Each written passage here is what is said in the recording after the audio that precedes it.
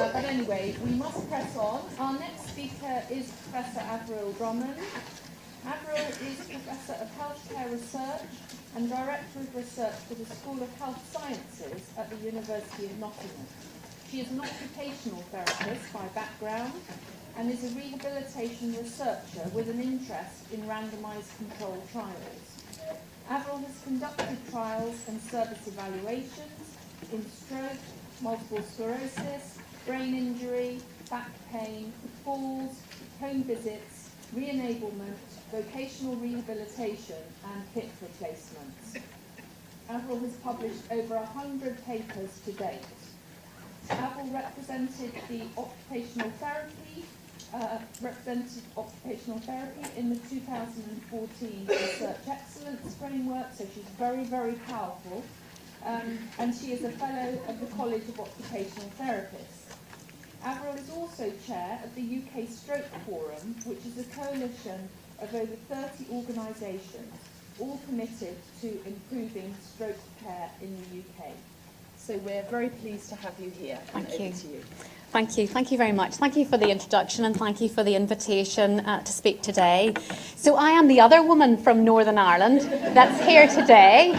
I should think Northern Ireland. I would like to reiterate a lot of what Nadine has said about the fact that, you must go to the North Antrim coast. It's wonderful. I'm considerably older than Nadine because the university at that stage was called the Poly when I went there. And my mother still asks me when I'm going to go home. The thing my husband has never forgiven her for is that when we were first getting married and she introduced him to some of our relatives, she said, "This is Tim, he's English, but he's all right for an English man."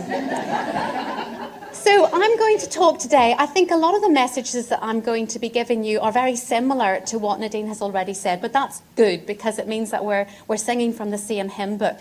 And what I really want to talk about today is about the sort of reasons that stop people, in this case getting to be a professor, but really getting to be what you want to be, whether that's a chief investigator or leading your research team or whatever job title you want. It's about why people don't get there. And the first thing I want to say is I am so out of my comfort zone today. I'm used to presenting randomised controlled trials and systematic reviews, so this is a bit touchy-feely for me. So the big disclaimer is this is really more about my experiences and my opinions, and you have to accept that's what it's based on. First thing to say about parking is probably quite a good idea. If you're going on a long journey, you do need to pull over. But the problem is how long you're going to get pulled over for and whether you can ever have the energy to get in your car and start it up again. And that's really what I want to focus and what I want to talk about today. The first thing I want to say to you is this. The reality is, if you want to become a leading light in research, there is no currency. This is the metrics. So the things that you have to concentrate on are these things. And again, Nadine's already said that. If you want to go and be a professor, you're either going to apply for a chair or you're going to get promotion. And of course, there are real problems often in universities about AHPs trying to get up through the pipeline. But you have no chance if you don't work on these basic areas. So it's about teaching, yes, you have to have some expertise and quality in teaching. That may be set by the job description of what you're going for. But the research metrics are very clear. You have to publish. You have to publish. You have to have grant income. You have to supervise. And you have to be able to articulate what the impact of what you do. And I still find myself talking to people who really can't tell me what they're trying to do. And if you can't tell me, if you can't tell other people, why are people going to back you? And of course, the other thing is, you need some blue skies thinking. You need to be able to think a little bit outside the box. Now, that doesn't come on day one. That's part of the job, and that develops over time. So that's not something, it's something that you aspire to, not something you have. And we need to be very careful because in research terms, people talk about high-impact journals. And yes, it's great if you can publish in the Lancet, but you do have to think about where the best publications for what you are doing is. And it may be that they're not going to touch it in the Lancet. Where is the best place that you can put your piece of research? And always aspire. Start at aspirational level and then go down your list. Don't start and thinking, I'll always get it published here.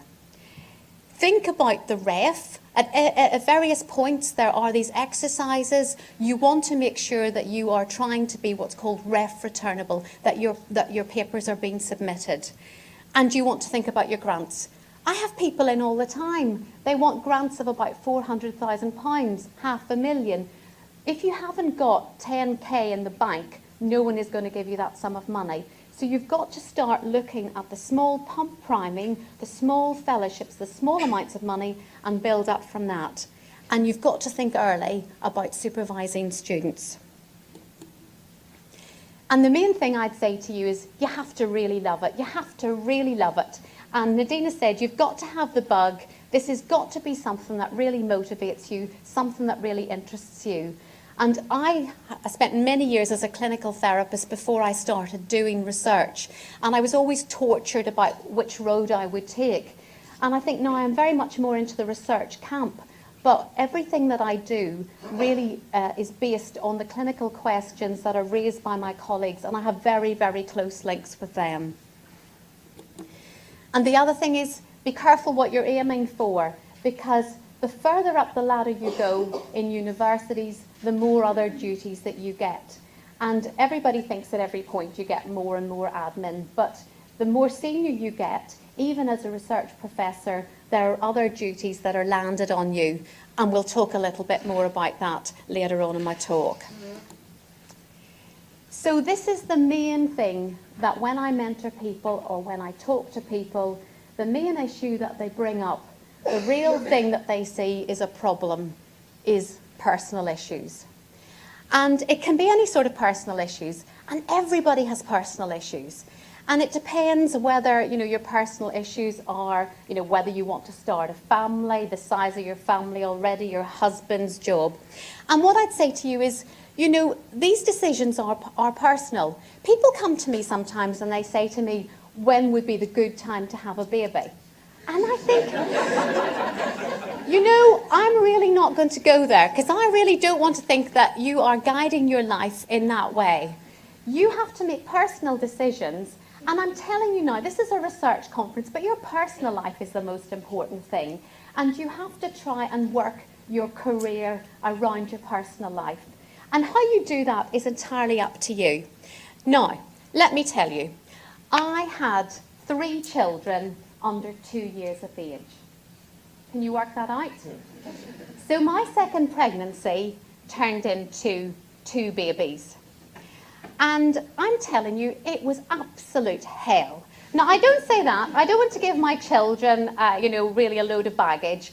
But there were 6 months of my life when I think I probably was clinically depressed.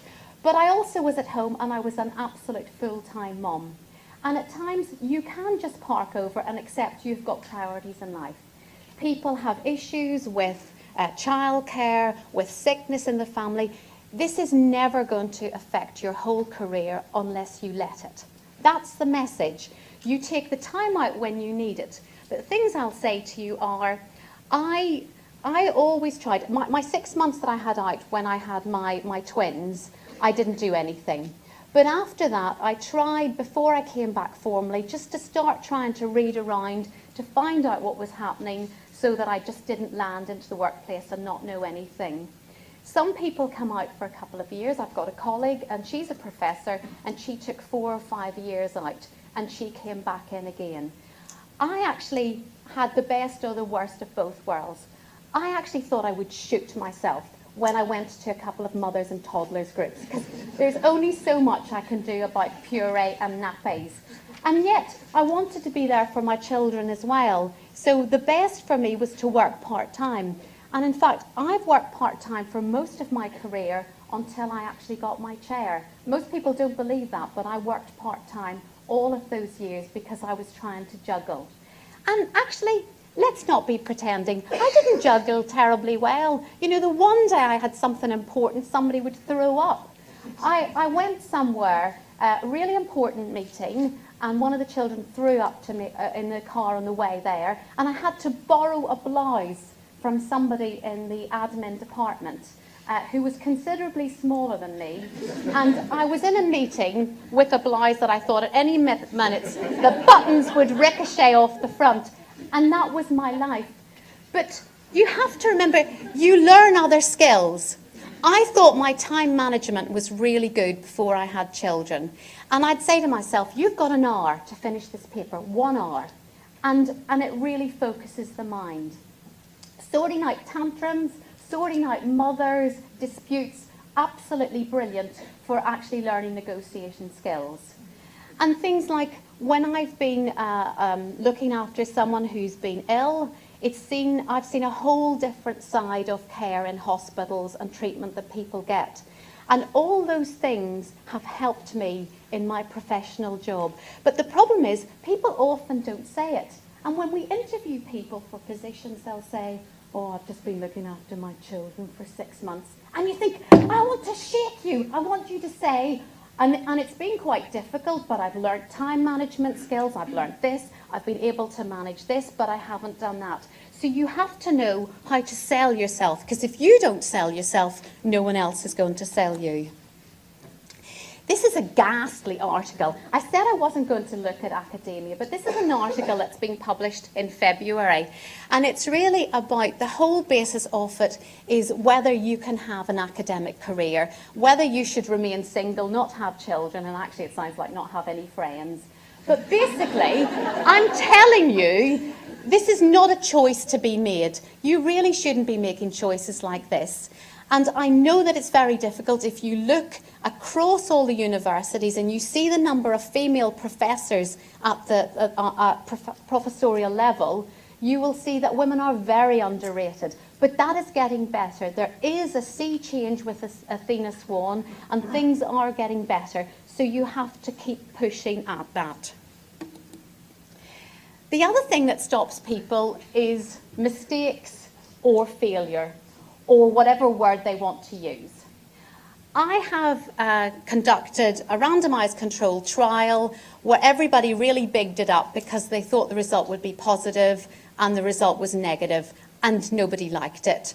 And overnight, I had invitations to conferences kind of just fizzled out because they didn't want me going and saying that a particular aspect of occupational therapy didn't seem to be working. And you have to ride that out. And you have to have integrity, and you have to say, well, actually, the results are, I'm presenting the results. This is the results that I've got. I can't do anything more than that. And you have to hold on to what those mistakes or issues are. If you put a research bid in and it doesn't get funded, you won't be the first, you won't be the last. But you've got to have a plan B. Can you turn it round? Is there something in the reviewer's comments that might be really insightful and help you? Can you bung it in somewhere else? Your paper's been rejected. So what? Everybody's paper gets rejected at some point. Learn from it. Look at it. Say, actually, are they fair? Have I not made the case for this? Write it again. And actually, plan C might be put it in the bin because actually it's not going to go anywhere. But that in itself is a learning. So learn as you go along, and don't just say, oh, well, I'm completely ruined now, I'm never going to recover from this.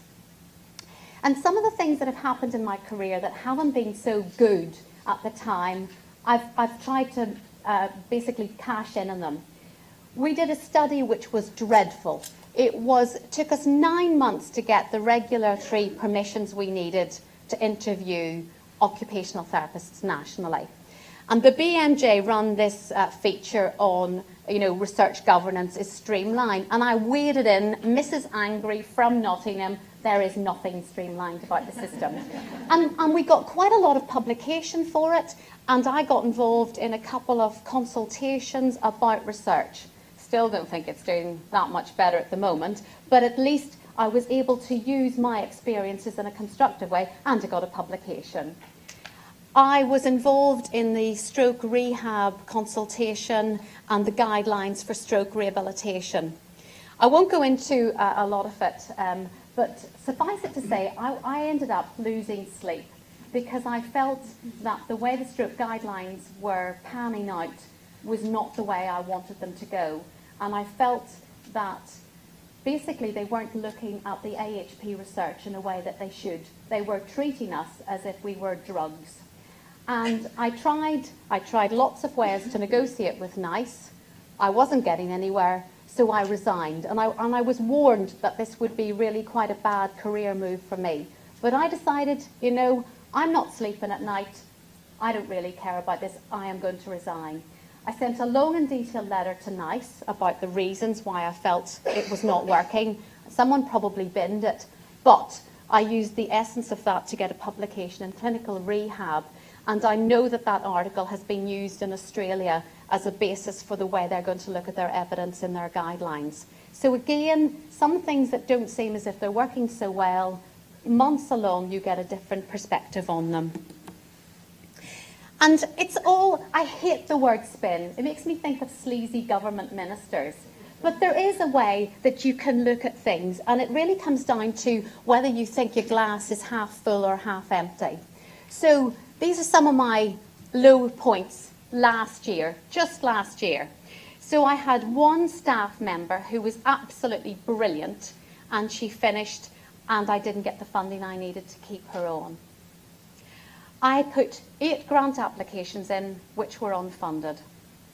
I had 4 papers with, I say substantial corrections, but some of them practically hadn't got a pulse left by the time the reviewers had finished with them. 3 rejected totally as being, they didn't quite say it's rubbish, but you know, they're not minded to print is basically the same thing. And I had 1 PhD student left. So that was my year 2015. Or I had 14 papers published, which is about 1 a month. I had 3 grants awarded, and the largest one was about £650,000. And I had 3 PhD students started, 2 of them on scholarships. And actually, the member of staff managed to find her a short-term contract with someone else so that we can get her back on the money that we've got from one of these research bids. So you really have to look at where you are and be honest and try and appraise your situation honestly.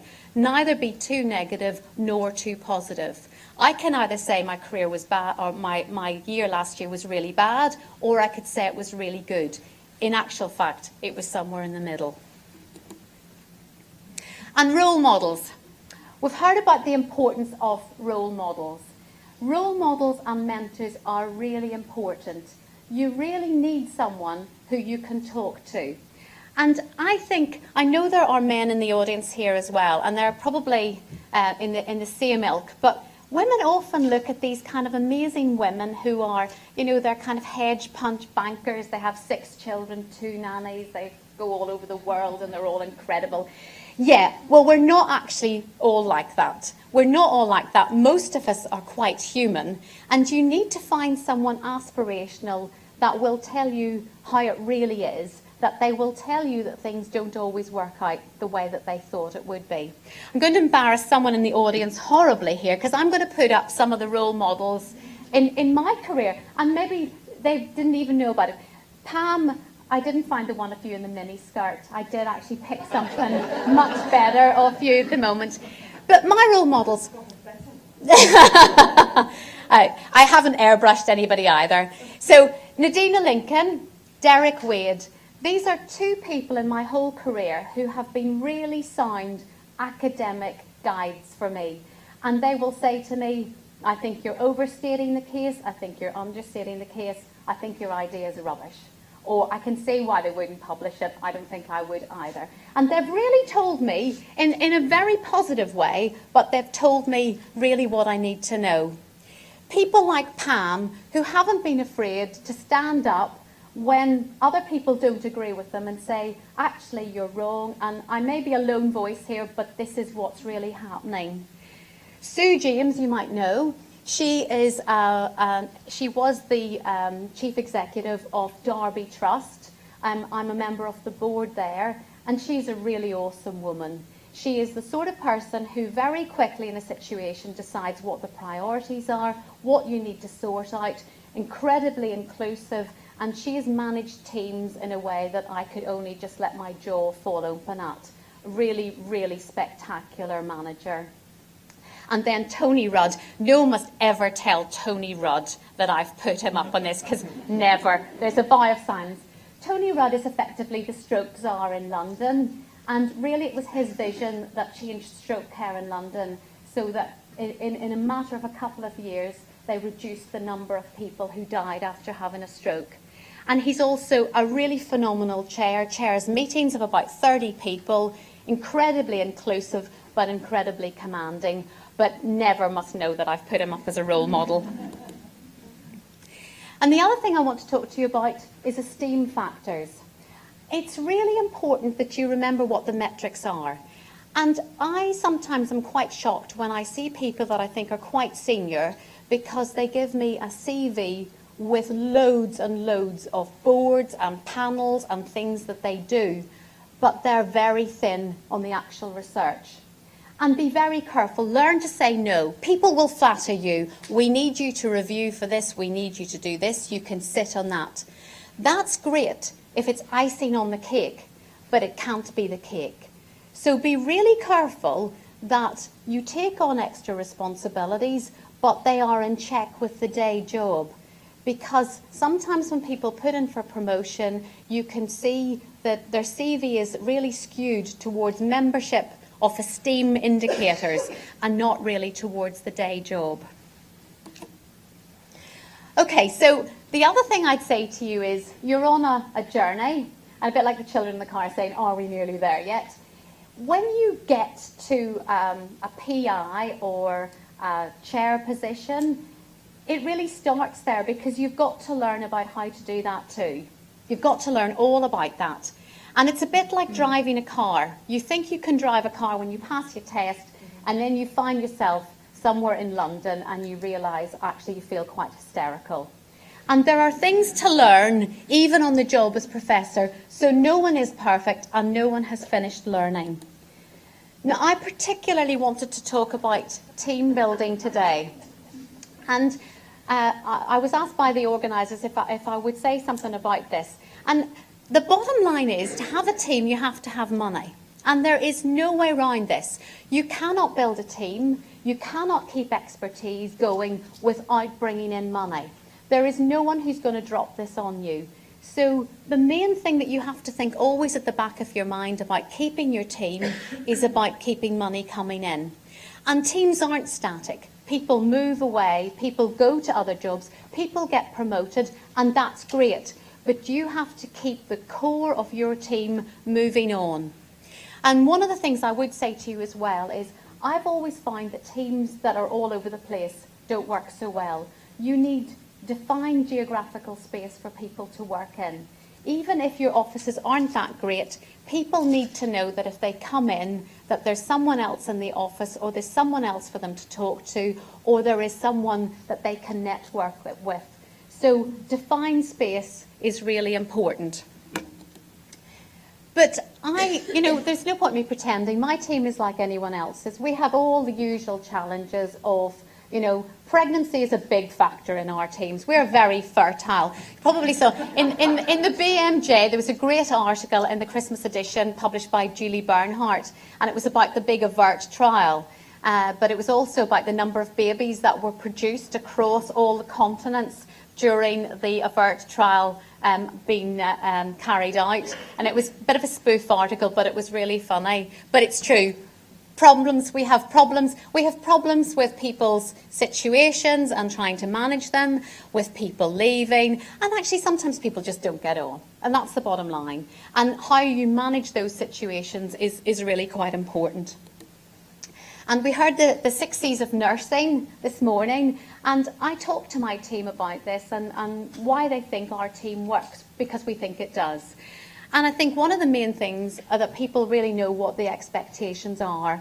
If I think someone isn't delivering, I will try and get them into the office. It's not a telling off, but I'll say, is everything all right? Or what's happening? Or these are slipping? Or we try and not let things slide, but we look at what people's targets are for recruitment, for papers, whatever, and we try and manage it. We cover for each other. I never say to people, you can't go on holiday. If people need to go on holiday, they need to go on holiday. Their family have probably booked a holiday. But if you find 2 or 3 people off at the same time, you need to think, how is that going to affect your study? How can you manage it? We eat a lot of cake. That should be the other C. We celebrate success and we give credit to people. So if there are RAs working on our studies, we try and make sure that they are on the list for publications. And I'd say that to all of you out there. If you're doing some research, if you're helping someone with research, is there any way that you can get authorship? Is there anything else that you need to do in order to be included as an author on a paper? If you can't, can you even get yourself into the acknowledgements? Because these are the ways that you need to start to build up. Is there any way that you can get yourself named on a grant? Think about the ways that you can get your career kick-started. We are a community, we work together, but we are competitive. We're competitive of other teams. You know, we will be competing with Nadine probably for some musculoskeletal money, and we'll go all out to win it against her. And she'll go all out to win it against us. And even within our team, I've had 2 people applying for the same pot of money for a fellowship. And I say to them, help each other where you can, because you're chalk and cheese. You're doing very different things. If they want chalk, they don't want you. If they want cheese, they don't want you. Help each other with this application onto the bits that are more personal, and then move away so that you're not copying and you're not handing in the same application. And leading a team. I don't regard myself, none of my staff think I'm a boss. No one would ever think of me as being the boss. But I do lead the team. I do make decisions about where we go. I like to think I consult people, but ultimately I make the call. And the buck stops with me. And that's really important. People often want senior positions, but they don't want to take the responsibility. I had somebody the other week came in and told me something, which I'm not going to tell you now. We've basically really, the technical term is screwed up on some paperwork for research governance. Now, you probably know you can kill a patient, and that's fine, but if you get your paperwork wrong, that's actually a hanging event. And we've got some paperwork wrong, and this girl is distraught. And it is wrong. And I've said, okay, this is my problem now. I'm the PI in the study. I should have realised this, so leave it with me. Not sure what I'm going to do about it, but if there is any problems, it does come down to me, because that's my role in the team. And I do think that I try and listen, I try and teach the staff, I try and supervise, and I try and give credit where credit's due. And I try and think about the strategy for where we're going, and I try and sell it. But I am only human, and sometimes I get it wrong, and my team are really good at telling me when I do. Okay, so what are my take-home messages today? Well, my take-home message is the central one. Success isn't probably what people think it's like. It's not some great trajectory. You can be a rally driver in your car, or you can be a Sunday driver. There is no question that you can still get there in the end. It's the tortoise and the hare. How you do it is up to you. The path may not be straight. But you do need to think about being flexible. You do have to think about how you sell yourself, and how you, when you go to interviews or you sell your experiences, that you're very positive about what you're doing. You must never be afraid to ask for help. You must have people that you can go to who will give you guidance, who will give you help, or basically will just be a sounding board while you have a really big moan. Your attitude is important. If you don't sell yourself well, nobody else will. And sometimes, even when things haven't gone wrong, I lead the team, I have to be more confident. So when I present something, I have to be confident about the way I sell the results. 2 things. You see my Irish 4-leaf clover there. Sometimes it's just luck. Sometimes you are just in the right place at the right time, and that's just great. But equally, sometimes you're just in the wrong place, and sometimes you just have to work with whatever is thrown at you. But you need tenacity, and you need to work hard. You don't get to be professor by doing very little, and you don't get to be professor by being a member of 10,000 panels and not publishing widely and getting some serious money in. Thank you for your time.